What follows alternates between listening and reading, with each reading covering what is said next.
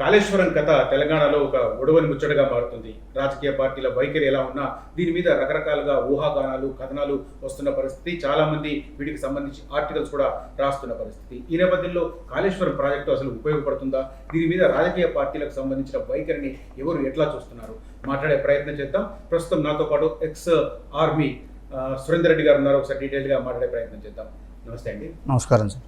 కాళేశ్వరంకి సంబంధించి మీ ఆర్టికల్ చూసారు సార్. అన్ని పార్టీలు ఒకటే అంటున్నారు. ఓకే, ఏంటి మీ వాదనకు బేస్ ఏంటి? మా వాదనకు బేస్ ఒకటే సార్. ఏదైతే ఇప్పుడు మనం తెలంగాణ రాష్ట్రం దేని వల్ల ఏర్పడ్డది? నీళ్లు నిధులు నియామకాలను ఒక ట్యాగ్తో ఏర్పడ్డది.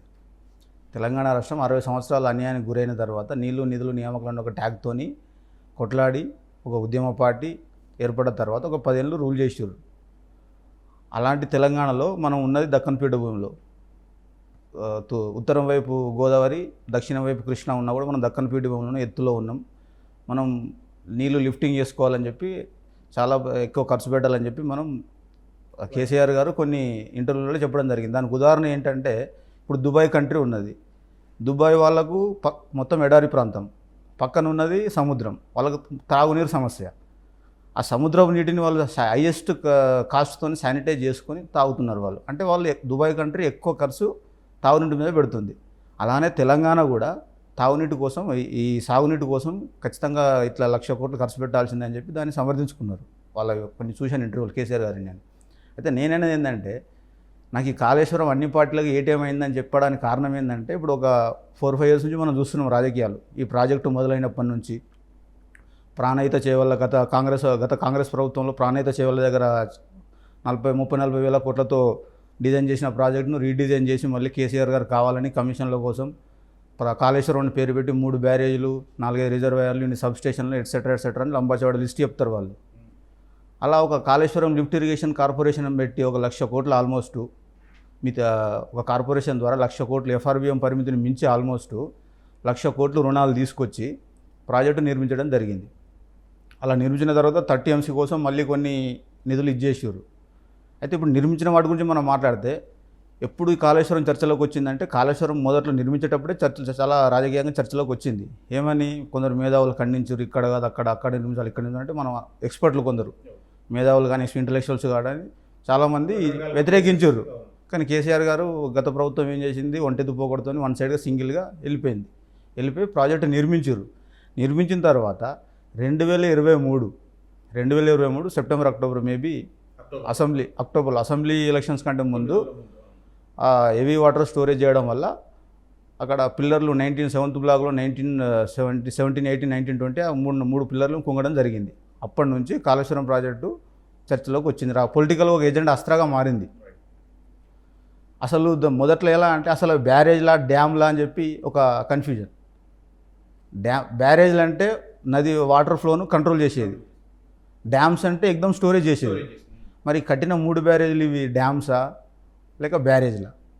మరి ఏది క్లారిటీ లేదు. First point. దీని మీద కూడా చాలా ప్రశ్నలు ఉత్పన్నం అవుతున్నాయి. నెంబర్ 1. నెంబర్ 2, కుంగిన 3 పిల్లర్లకు మనం చూసినాం. ఇప్పుడు ఈ ప్రభుత్వం ఒక ఇరిగేషన్ జ్యుడిషియల్ ఎంక్వైరీ చేసింది, జస్టిస్ పినాకిని చంద్రఘోష్ గారి ఆధ్వర్యంలో. అయితే నా పాయింట్ ఏంటంటే, గత 4 సంవత్సరాలుగా ఈవెన్ దేశ ప్రధానమంత్రి, హోంమంత్రి, ఆర్థిక మంత్రి మొత్తం ఆల్మోస్ట్ బీజేపీ పార్టీ నాయకులు కేంద్రం నుంచి హైదరాబాద్లో వాలిపోగానే, బేగంపేట ఎయిర్పోర్ట్లో ఫ్లైట్ దిగగానే ఫస్ట్ 10 days వాళ్ళు ఏమంటారు, కేసీఆర్ ఫ్యామిలీకి కాళేశ్వరం ఏటీఎం అయింది. ఫస్ట్ క్వశ్చన్, ఫస్ట్ మాట ఇదే చెప్తారు వాళ్ళు. ఏటీఎం అయింది. వాళ్ళు ఇదే పాట 5 సంవత్సరాలు ఇదే పాట పాడారు. గత అసెంబ్లీ ఎలక్షన్లో కూడా ఇదే పాట పాడారు. కాంగ్రెస్ వాళ్ళు ఏమన్నారు, లోక్సభలో కొంచెం తక్కువ. కాళేశ్వరం ప్రాజెక్టు అసెంబ్లీ ఎలక్షన్లో ఎంత పాపులారిటీ పొలిటికల్ అస్త్రంగా మారిందో లోక్సభలో అంత రాలేదు. లోక్సభలో ఓన్లీ రాజ్యాంగము, రిజర్వేషన్స్ దీని మీదనే వెళ్ళింది. ఈ ప్రాజెక్టును కొంచెం అంత పొలిటికల్గా వాడుకోలేదు. అయితే నేనేది ఏంటంటే, బీజేపీ వాళ్ళేమో ఈ రకంగా మాట్లాడతారు. కేసీఆర్ గారు ఏమంటారు, శతాబ్దంలో సరిగన అభివృద్ధి దశాబ్దంలో జరిగింది, లిఫ్టింగ్ ఏ రివర్, మనం ఇన్ని ఖర్చు పెట్టాల్సిందే, దుబాయ్ లాగా మనం ఇన్ని వేల కోట్లు ఖర్చు పెట్టాల్సిందే, మనకు తప్పదే అని చెప్పి సమర్థించుకుంటూ మేము గొప్పగా అభివృద్ధి చేసినామని చెప్పి లిఫ్టింగ్ అని చెప్పి ఆల్మోస్ట్ డిస్కవరీ ఛానల్ వరకు ప్రచారం చేశారు. ఈరోజు ఆ డిస్కవరీ ఛానల్లో వీడియో లేదు, డిలీట్ అయిపోయింది. ఎందుకంటే పిల్లలు ఊగినాక డిలీట్ అయిపోయింది, అది బ్యాడ్ నేమ్ వస్తుందని. అంటే ఆ విధంగా ఒక ప్రచారం చేసిన ప్రాజెక్టు విత్ ఇన్ 4 yearsలో పిల్లలు ఎలా కుంగిపోతాయి? కారణం ఏంది?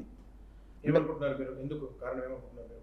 కారణం నేను అనుకునేది ఏంటంటే, నా ఒపీనియన్ ప్రకారం ఇవి 4-5 సంవత్సరాల నుంచి నేను చూస్తున్న ఈ రాజకీయాలు దీని సమాచారం ప్రకారం కారణం Kaleshwaram project time bound.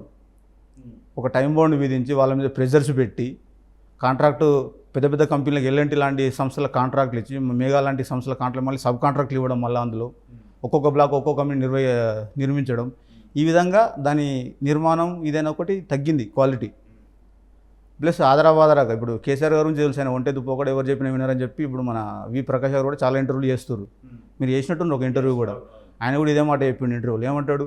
KCR ఎవరు మాట విన్నాడు, ఆయన చెప్పిందే మనం వినాలి. అలా ఒక డిసిషన్ మీద అలా ఒక అంటే వన్ సైడ్ వెళ్ళిపోయింది. అది అన్ని కోట్లు ఖర్చు పెట్టి నిర్మించినప్పుడు అది కుంగిపోయిన తర్వాత ఇవాళ బీజేపీ పార్టీ రాజకీయం ఇలా చేసింది ఏటీఎం అని. కాంగ్రెస్ ఏమన్నారు? వాళ్ళు కూడా ఆల్మోస్ట్ ఏటీఎం అన్నారు. కాకపోతే బీజేపీ బీఆర్ఎస్ 2 దొంగలే, ఇద్దరు కలిసి పంచుకున్నారని వాళ్ళు ప్రచారం చేశారు. మరి వీళ్ళు ఏమన్నా తక్కువ అని అంటే వీళ్ళకు కూడా వచ్చినాయి. ఇప్పుడు కాళేశ్వరం ప్రాజెక్టు ఏటీఎం అయిందని 3 పార్టీలు నేను చెప్పడానికి కారణం ఏంటంటే, మనం పెట్టిన పెట్టుబడి కొంచెం లాభాలకు వచ్చిన తర్వాత ఒక 2% కార్పొరేట్ సోషల్ రెస్పాన్సిబిలిటీ ఖర్చు పెట్టాల్సి వస్తుంది సమాజంలో. అది ఏ విధంగానైనా సరే ఈ పొలిటికల్ పార్టీలకు ఇవ్వడానికైతే సిఎస్ఆర్లో ఆల్మోస్ట్ 7.5% ఇచ్చారు ఆప్షన్ అట్లా కంపెనీ చట్టంలో. దాన్ని బేస్గా చేసుకొని ఈ కంపెనీలు ఏం చేస్తున్నాయి, ఇప్పుడు మీరే మేగానే తీసుకుందాం ఫర్ ఎగ్జాంపుల్. ఇన్ని కోట్లు almost L&T, మేగా, sub contract, Navayoga చాలా ఉన్నాయి. అందులో ఒక 15 సబ్ కాంట్రాక్ట్ వరకు ఉన్నాయని చెప్పి ఈ మన విచారణ కమిషన్లో మనం వింటున్నాం. వాళ్ళ దాంట్లో తేలింది ఏంది, ఇన్ని కంపెనీలు ఇన్ని పెట్టినప్పుడు వాళ్ళ లాభాలు వచ్చినప్పుడు ఒక 2% మీరు సమాజం కొంచెం ఖర్చు పెట్టండి. తెలంగాణలో హెల్త్, ఎడ్యుకేషన్ ఎన్ని లేవండి, విలేజ్కి ఒక ఫస్ట్ ఎయిడ్ సెంటర్ పెట్టేయండి, మేగా ఫౌండేషన్ అని పెట్టి ఒకటి పెట్టి ఈ రకంగా సమాజ సేవ చేస్తే మనం ఇది చేస్తాం. అంటే కంపెనీని తప్పుపట్టట్లేదు. ఇప్పుడు కంపెనీ చట్టం ప్రకారం వాళ్ళకున్న వెసులు ప్రకారం వాళ్ళ ఎలక్ట్రల్ బాండ్ ప్రకారం పార్టీలకు చెల్లించారు. మీ అలిగేషన్ ఇప్పుడు మీరు ఒక పార్టీకి కాదు 3 పార్టీలకు దేన్ని బేస్ చేసుకొని అంటున్నారు? ఏదైతే మనం లాస్ట్ ఎలక్టోరల్ బాండ్ ఎలక్షన్ ముందు ఎలక్టోరల్ బాండ్ ఈ కరప్షన్ అని చూసినామో న్యూస్, దాంట్లో ఆల్మోస్ట్ బీజేపీ పార్టీకి ఒక మేగా సంస్థ నుంచి 584 కోట్లు ఎలక్టోరల్ బాండ్లు వెళ్ళినాయి. ఎలక్టోరల్ బాండ్ వాల్యూ ఒక 1000 నుంచి 1 crore వరకు ఒక బాండ్ వాల్యూ. అలాంటి 584 కోట్లు బీజేపీ పార్టీకి సెంట్రల్లో మేగా సంస్థ నుంచి పోయినాయి. అదే same as it is Congress party కూడా 18 కోట్లు పోయినాయి.